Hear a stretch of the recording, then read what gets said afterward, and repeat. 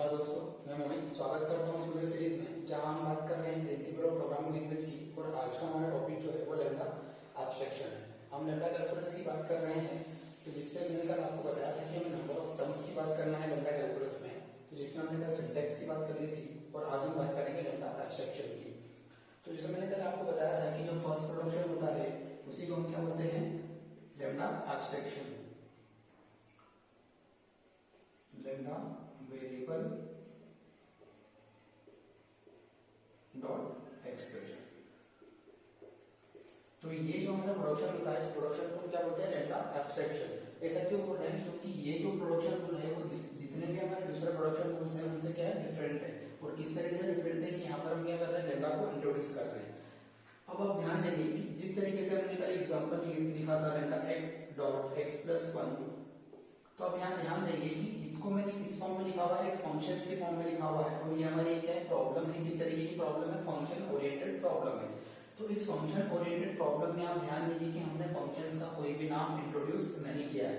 जैसे फंक्शंस का नाम यहाँ पर लिखते हैं और उसके बाद हम क्या करते हैं, सिंपल ब्रैकेट ओपन करते हैं, उसके बाद में क्या लिखते हैं, फंक्शंस का जो भी आर्गुमेंट्स वगैरह हमको पास करना होता है। तो यहाँ पर हमने फंक्शंस का नाम नहीं लिखा हुआ है, इसीलिए जो लैम्डा एब्स्ट्रैक्शन होता है उसको हम क्या बोलते हैं, अननोन फंक्शन।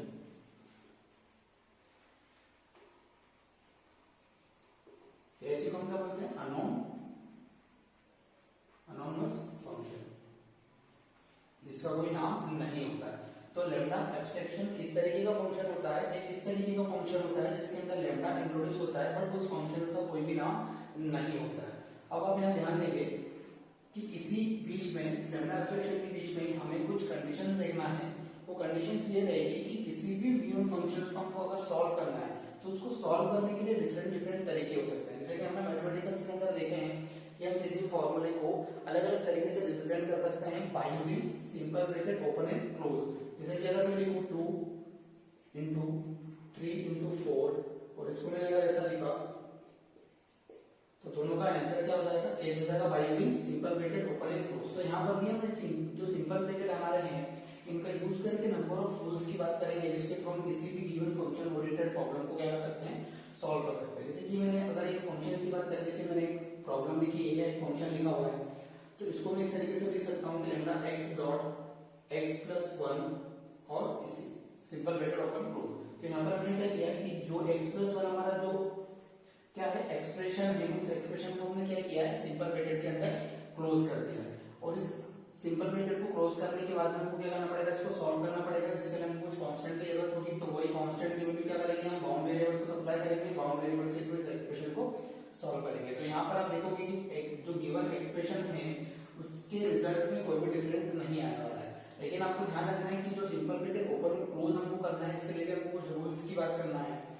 तो यहाँ पर हम लैम्डा कैलकुलस के अंदर हम 3 रूल्स की बात करते हैं जो मैंने यहाँ लिखे हैं। फर्स्ट रूल ये बोलता है कि अगर आपको कोई एक्सप्रेशन दिया हुआ है या नंबर ऑफ एक्सप्रेशन दिए हुए हैं e1 e2 e3, तो हम उसको इस तरीके से लिख सकते हैं, सिंपल ब्रैकेट ओपन फिर e1 डॉट e2 और e3। तो यहाँ पर आपको ध्यान रखना है कि कहाँ पर डॉट लगाया जा रहा है, कहाँ पर डॉट नहीं लगा रहा है, कहाँ पर सिंपल ब्रैकेट ओपन हो रहा है, कहाँ पर क्लोज हो रहा है।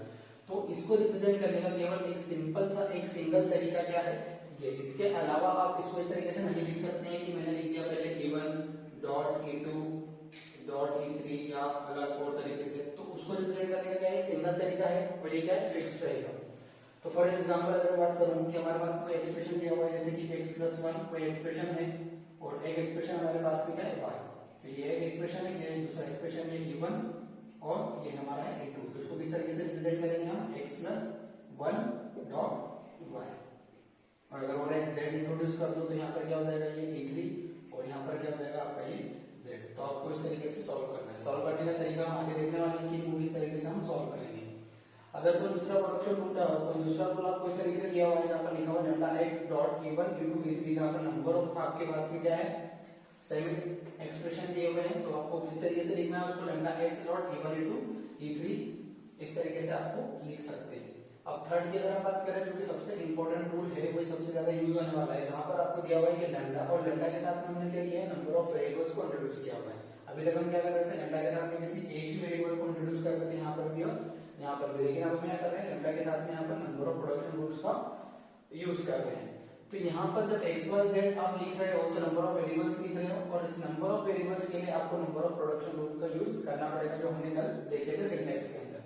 तो अगर इस तरीके से आपको प्रोडक्शन रूल दिया हुआ है तो आप उसको इस तरीके से लिख सकते हैं, lambda x, lambda y, lambda z और उसके साथ में एक्सप्रेशन। तो आप उसको ध्यान देंगे कि आपको जिस तरीके से बताया गया है आपको उसी तरीके से लिखना है। इसको सॉल्व कैसे करते हैं उसकी बात हम आगे आने वाले लेक्चर्स में करेंगे, बट अभी आप केवल लिखने का तरीका देखें कि इसको हम किस तरीके से लिख रहे हैं। अब देखो यहाँ पर आपको एक बात समझ में आ रही होगी इस वाले प्रोडक्शन रूल के अंदर कि मैंने क्या लिखा था, नंबर ऑफ वेरिएबल्स लिख रहा हूँ, मतलब नंबर ऑफ ट्रांजिशन कर रहा हूँ मैं लैम्डा के साथ में।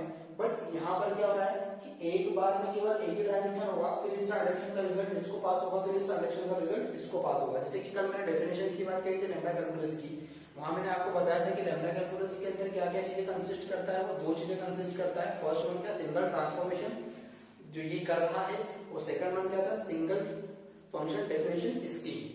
तो उसकी मैंने कल बात करी थी जिसके अंदर कुछ मेटा लैंग्वेज उसको हमने जो बात करी थी लिस्ट की थी, जो सिंगल ट्रांसफॉर्मेशन, तो सिंगल ट्रांसफॉर्मेशन का मतलब आपको यहाँ समझ में आएगा कि एक बार में केवल एक ही ट्रांजिशन अलाउड है, एक से ज्यादा ट्रांजिशन आप नहीं कर सकते हैं।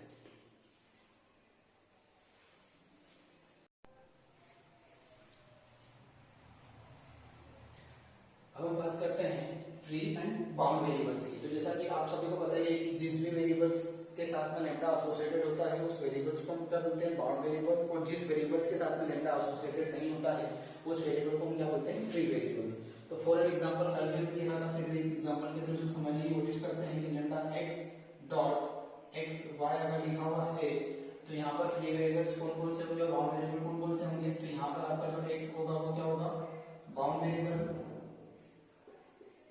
और जो आपका y होगा वो क्या होगा, फ्री वेरिएबल्स। ऐसा क्यों, क्योंकि x के साथ में कौन एसोसिएटेड है, लैम्डा, इसलिए यहाँ पर हम क्या बोलेंगे, इसको बाउंड वेरिएबल्स, और जो y है हमारा उसके साथ में कोई भी लैम्डा एसोसिएटेड नहीं है, इसलिए उसको हम क्या बोलते हैं, फ्री वेरिएबल्स। अब देखो यहाँ पर क्या हो रहा है कि यहाँ तो हम सिंपली देख के बता पा रहे हैं कि कौन सा बाउंड वेरिएबल है, कौन सा फ्री वेरिएबल्स है। लेकिन अभी मैंने आपको लास्ट क्लास में बताया था लैम्डा एक्सपेक्शन का, तो वहां पर हमने क्या देखा था कि हमको सिंगल ट्रांसफॉर्मेशंस करना है। तो हमको बड़े बड़े फंक्शंस दिए हुए रहेंगे, जब उन फंक्शंस को हम वन बाय वन सॉल्व करेंगे तो वहां पर थोड़ा सा डिफिकल्ट हो जाएगा कि कौन सा बाउंड वेरिएबल होगा और कौन सा फ्री वेरिएबल्स होगा। और ऐसे अगर आपको नंबर ऑफ फंक्शन दे दिए जाए, जैसे मैं एक एग्जांपल लिखूं कि lambda x dot x y, और इसी के साथ मैं लिख दूं कि लैम्डा y डॉट y, तो अब यहाँ पर आपको थोड़ा सा बताना मुश्किल हो जाएगा कि यहाँ पर कौन सा बाउंड वेरिएबल है और कौन सा फ्री वेरिएबल्स है। तो इसके लिए हमारे पास क्या होता है, कुछ केसेस हमारे पास प्री डिफाइन होते हैं, तो उन केसेस की हम बात करते हैं वन बाय वन, और इन केसेस को आप और अच्छे से समझ पाओगे जब हम कुछ एग्जांपल्स की बात करेंगे। तो अगर हम फर्स्ट केस की बात करें तो सिंपल सा फर्स्ट केस में लिखा हुआ है क्या कि नेम जो है, अगर हम बाउंड वेरिएबल्स की कुछ कंडीशंस की बात करें तो यहाँ पर क्या लिखा हुआ है, फर्स्ट केस की name is bound with lambda. तो वो तो हम तक बात कर ही रहे हैं कि जो भी हम यूज कर रहे हैं नेम, यहाँ पर हमारा क्या हो जाएगा x, तो x क्या होना चाहिए, लैम्डा के साथ बाउंड होना चाहिए, उसको क्या बोलते हैं, बाउंड वेरिएबल। तो ये तो हमको पता है। अब फर्स्ट क्या बोल रहा है कि name is bound in lambda, in lambda name1 dot expression if name equal to name1। अब हम यहाँ पर देखो नेम, अभी हम बात कर रहे हैं किसकी, x की, तो x जो है, चलो इस एग्जांपल के थ्रू समझने की कोशिश करते हैं। यहाँ पर क्या लिखा हुआ है, वहां पर लिखा है कि इफ नेम, तो हम नेम अभी किसकी बात कर रहे हैं, x की, तो x is bound in lambda name1 dot expression. तो ये हमारा एक एक्सप्रेशन दिया हुआ है जिसमें लैम्डा, ये क्या हो जाएगा name1, तो ये अभी नेम इक्वल टू क्या हो गया x, और यहाँ पर name1 भी क्या हो जाएगा हमारे पास में, इस फॉर्म को देखते हुए name1 क्या हो जाएगा x, तो ये x equal to x, condition क्या बोल रहा है, नेम इक्वल टू name1। तो जब x इक्वल टू x हो जाएगा तो आप इसको क्या बोल सकते हो, बाउंड वेरिएबल। तो यहाँ पर बाउंड वेरिएबल क्या होगा, बाउंड वेरिएबल क्या होगा, x। अब आगे की बात करते हैं, if name is bound in expressions. दो कंडीशन दी हुई है, एक तो ये या तो फिर ये। तो इस कंडीशन को हम समझेंगे जब हम बात करेंगे सिंगल ट्रांसफॉर्मेशन की, अभी इसकी यहाँ पर कोई जरूरत नहीं है। थर्ड केस बोल रहा है कि if name is bound in either a1 और a2, if name is bound in a1 और a2। अगर आपको दो केसेस अलग अलग दिए हुए हैं तो उन दो में से किसी एक में भी कोई वेरिएबल बाउंड आ जाता है, इट मींस वो क्या होगा, आपका बाउंड वेरिएबल होगा। इसको अच्छे समझते हैं। देखो यहाँ पर आप देखो, यहाँ पर आपका बाउंड क्या हो जाएगा x, और फ्री वेरिएबल क्या हो जाएगा y। अगर इस वाले केस की बात में करो, और अगर इस वाले केस की हम बात कर रहे हैं तो यहाँ पर क्या हो जाएगा आपका बाउंड y। अब ये केस क्या बोल रहा है कि नेम, अब सपोज यहाँ पर हम बात करते हैं दो जगह, एक जगह y हमारा क्या आ रहा है, बाउंड आ रहा है, और एक जगह क्या आ रहा है, फ्री हो रहा है। तो हम बात करते हैं यहाँ पर y की। तो if y is bound in e1 and e2, देखो यहाँ दोनों में से किसी एक में बाउंड आ रहा है क्या y, हाँ यहाँ पर आ रहा है, तो क्या लिखा हुआ इफ क्या name is bound in E1 और E2। तो ये हमारे पास में हमको दो कोई एक्सप्रेशन दिए हुए हैं E1 और E2। तो ये जो रूल ये बोल रहा है कि अगर आपके पास में नंबर ऑफ एक्सप्रेशन दिए हुए हैं उनमें से किसी एक में भी आपका वेरिएबल क्या आ जाए, बाउंड आ जाए, तो इसलिए हम क्या बोलेंगे उसको बाउंड। तो अगर इस पूरे की पूरे एक्सप्रेशन का हम एक ओवरऑल रिजल्ट देखें तो यहाँ पर आपको रिजल्ट मिलेगा क्या, बाउंड भी क्या है हमारे पास में x और बाउंड क्या है y। ये फ्री केस कहां से कट जाएगा, इस वाले केस से क्या हो जाएगा, कट जाएगा कि अगर आपको किसी दोनों इक्वेशन में से किसी एक में भी वो वेरिएबल बाउंड मिल जाता है तो आप उसको क्या बोलोगे ओवरऑल रिजल्ट के अंदर बाउंड। तो ये क्या होगा आपका एक ओवरऑल रिजल्ट होगा। Same as case free variables के लिए इसके ठीक अपोजिट हो जाएंगे क्या, कि फर्स्ट क्या होगा कि name is free from lambda. तो आप देखो इस केस के अंदर अगर यहाँ पर बात करें कि फ्री वेरिएबल हमारा कौन है y, तो ये क्या है y, फ्री है से लैम्डा से। फिर if name is free in lambda, lambda name one not expression, same is वही केस कि यहाँ पर देखो अगर हम बात कर रहे हैं y की तो नेम क्या हो गया हमारा, नेम इक्वल टू y। फिर अगर इस वाले केस से कंपेयर करें तो ये वाला केस हमारे पास में ये रहा, और इस वाले केस से हमारा नेम वन क्या हो जाएगा x is not equal to y, therefore हम क्या बोलेंगे जो y है हमारा वो क्या हो जाएगा फ्री वेरिएबल्स हो जाएगा। और थर्ड केस क्या बोल रहा है, name is free in E1 और E2 if name is free in E1 and E2। इसके ध्यान दो, देखो क्या बोल रहा है वो कि नेम इज फ्री, अब यहाँ पर भी हम y की बात करते हैं क्योंकि y अलग अलग आ रहा है, इज फ्री इन E1 और E2, ठीक है हमारा फ्री आ गया टाइम में E1 में आ गया। अब वो क्या बोल रहा है इफ नेम मतलब if y is free in E1 and E2, तो हमारा जो फ्री वेरिएबल आ रहा है वो दोनों इक्वेशंस के अंदर क्या आना चाहिए, फ्री आना चाहिए इस वाले रूल के अकॉर्डिंग। यहाँ पर क्या लगा हुआ है एंड, तो आपको ध्यान रखना है कि y अगर फ्री आ रहा है तो वो क्या होना चाहिए, दोनों के अंदर फ्री होना चाहिए, जो केस यहाँ पर अभी नहीं बन रहा है इसलिए हमने ओवरऑल रिजल्ट के अंदर क्या लिखा है y को बाउंड लिखा है। तो इस केसेस को आप ध्यान से समझिएगा और कुछ एग्जांपल के थ्रू इनको हम समझने की आगे कोशिश करेंगे, लेकिन इस वाले एग्जांपल के थ्रू आपको इजीली आपको समझना है कि हमारा बाउंड वेरिएबल कैसे काम कर रहा है, हमारा फ्री वेरिएबल कैसे काम कर रहा है। धन्यवाद।